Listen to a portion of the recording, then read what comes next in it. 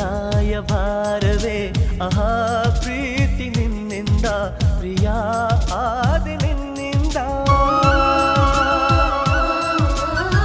ಸಾಗರವು ಹುಣ್ಣಿಮೆಯು ಜಿಗಿಯುವುದೇ ಪ್ರೀತಿಸಲು ಮಲ್ಲಿಗೆಯು ಗಂಧವು ಬೆರೆಯುವುದೇ ಪ್ರೀತಿಸಲು ಪ್ರೀತಿ ನಿನ್ನ ಸ್ಮರಣೆಯಲ್ಲಿ ಅದರಗಳು ಅರಳುವುದು ಚುಂಬಿಸುತ್ತ ಪ್ರೀತಿಸಲು ಪ್ರೀತಿ ನೀನಿಲ್ಲದೆ ನಾನು ಹೇಗಿರಲಿ ಪ್ರೀತಿ